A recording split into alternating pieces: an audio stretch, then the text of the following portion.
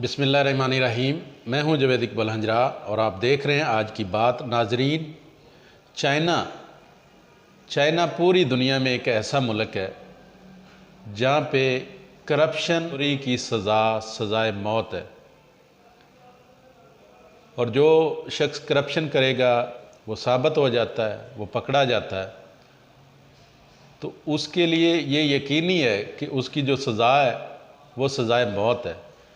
और जो सज़ाए मौत का तरीक़ाकार है वो भी ऐसा तरीक़ाकार है कि जो करप्ट आदमी है उसके सर में गोली मार के उसको कत्ल किया जाता है। जो गोली उसके सर में मारी जाती है उसका जो ख़र्चा है उसके वर्सा से वो भी वसूल किया जाता है।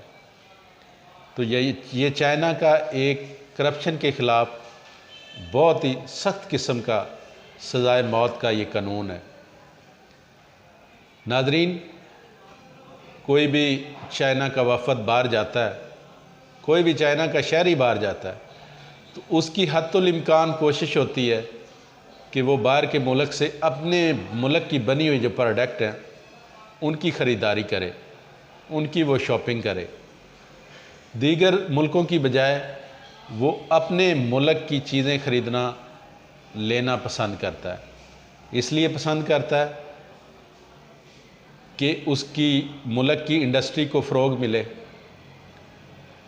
उसके मुल्क की जो चीज़ें हैं वो बाहर के मुल्कों की मार्केट में वहाँ पे भी वो पहुँचे। ये लोग इस कदर अपने मुल्क के साथ लायल होते हैं।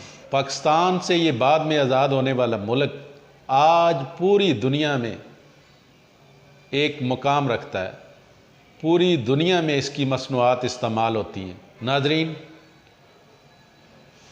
हम कहाँ तक अपने मुल्क के साथ मुखलस हैं? अगर यहाँ करप्शन की बात कर ली जाए तो यहाँ पे तो अरबों रुपए की करप्शन होती है, खरबों रुपए की करप्शन होती है, और जो लोग करप्शन करने वाले होते हैं उनको कानून पूछ तक नहीं सकता। वो एक दिन के लिए भी गिरफ्तार नहीं होते, सज़ाए मौत तो दूर की बात है। बड़े बड़े मगरमच्छ जो मुल्क को लूट के खा गए, उनको उस करप्शन से, उस मामले से बचाने के लिए सेफ रास्ता दिया जाता है। हालिया जिस तरह नैब में तरामीम करके अरबों रुपए के जिन्होंने लूट मार की, हमारे मुल्क को लूटा, पाकिस्तान को लूटा, पाकिस्तान की आवाम को लूटा, उनके सारे केसेस ही माफ़ हो गए, तरामीम कर दी गई। कोई है इदारा, कोई लायल अपने मुल्क के साथ, अपनी मुल्क की आवाम के साथ जो कोई ऐसा मेकनिज़म बनाए जिस तरह चाइना वालों ने बनाया है?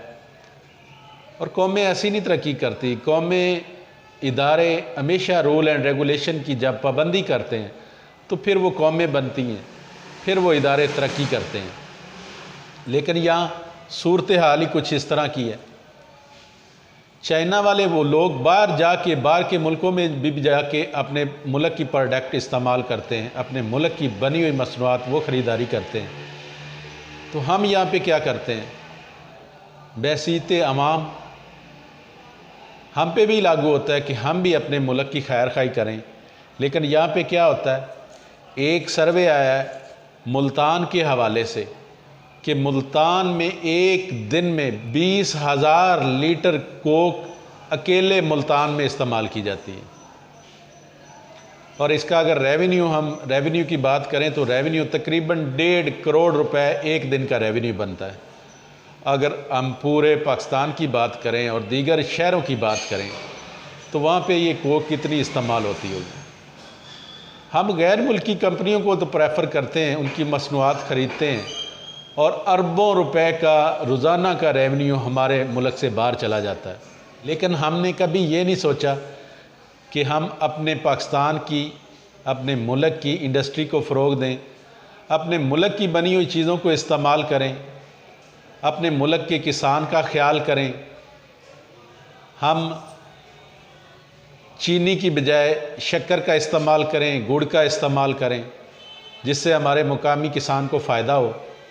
हम अपने मुकामी फ्रूट्स इस्तेमाल करें जिनसे हमारी सेहत भी ठीक रहती है, जैसे लेमन का इस्तेमाल है, फ्रूट का इस्तेमाल है, दीगर चीज़ों का इस्तेमाल है, जिससे हमारी जो लोकल इंडस्ट्री है, जो लोकल हमारा किसान है, जो हमारी ज़राअत है, जो हमारा एग्रीकल्चर है, उसको भी हम सपोर्ट कर सकते हैं।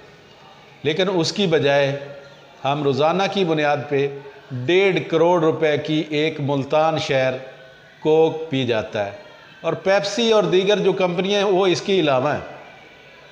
उनको तो हम फैशन के तौर पे इस्तेमाल करते हैं, उनकी प्रोडक्ट को इस्तेमाल करते हैं, फ़ख्र से इस्तेमाल करते हैं। मैकडॉनल्ड को बड़े फ़ख्र से इस्तेमाल करते हैं। वहाँ पाकिस्तान की बनने वाली अशिया हैं, उनको हम लेना पसंद नहीं करते। तो लोकल इंडस्ट्री तो डेफिनेटली बैठेगी ना, जब उसके ख़रीदार बाहर की कंपनियों की चीज़ें बड़े शौक़ और ज़ौक़ से ख़रीदेंगे तो फिर लोकल इंडस्ट्री तो बैठ जाएगी। एक अकेला मुल्तान अगर 1.5 करोड़ रुपए की रोज़ाना की कोक पी रहा है तो उसकी सेहत का क्या हाल होगा, उसके मैदे का क्या हाल होगा। जिस तरह शुगर की चीज़ों की तादाद बढ़ चुकी है पाकिस्तान में, तकरीबन 3.5 करोड़ पेशेंट बन चुके हैं शुगर के पाकिस्तान में। और ये इन जो मसनूआत हैं जो बाहर से आती हैं, पता नहीं उनका क्या फार्मूला है, क्या उनमें डलता है, क्या उनमें इस्तेमाल होता है। बड़ी बड़ी कंपनियां, यहाँ पे ना कोई उनका सैंपल होता है, ना कोई उनका सैंपल लेने वाला होता है, लेकिन कोई उनको पूछने वाला नहीं होता। पता नहीं उनकी क्या हमारी सेहत पे मुज़र असरात होते हैं, लेकिन हम वो बड़े शौक़ के साथ इस्तेमाल करते हैं। और रोज़ाना की बुनियाद पे अरबों रुपए का रेवेन्यू वो हमारा मुल्क से बाहर चला जाता है। तो फिर हम कहते हैं कि हमारा मुल्क गरीब क्यों हो गया। जितने भी बाहर के खुशहाल मुल्क हैं, वहाँ पे जितने भी मतवस्ता मुल्क हैं, जो तरक्की पजीर मुल्क हैं, वहाँ के लोगों की वहाँ पे इन्वेस्टमेंट है। आज उन लोगों के पास इन्वेस्टमेंट ना हो तो वो दूसरे दिन वो मुल्क इनको डिपोर्ट कर दें अपने मुल्क से,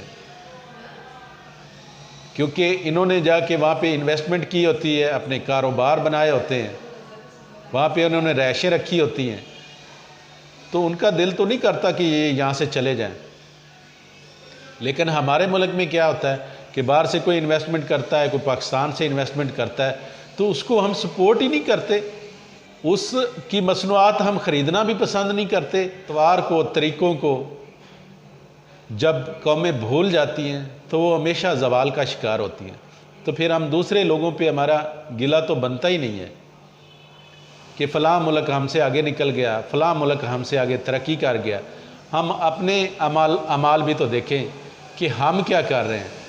करप्शन करने वालों को सेफ़ रास्ते मिल रहे हैं, लूट मार करने वालों को प्रोटोकॉल मिल रहे हैं। तो हम जो कौम है, हम बजाय के अपने मुल्क की चीज़ें इस्तेमाल करने के, हम दीगर मुल्कों को प्रेफर करते हैं, शौक़ से उनकी चीज़ें इस्तेमाल करते हैं, और फिर हम कहते हैं कि ये फ़लाँ मुल्क से हम पीछे रह गए हैं, फ़लाँ मुल्क हमसे बहुत आगे निकल गया है। इंशाअल्लाह नेक्स्ट किसी और प्रोग्राम के साथ आपकी खिदमत में हाज़िर होंगे। तब तक मुझे दें इजाज़त। अल्लाह हाफ़िज़।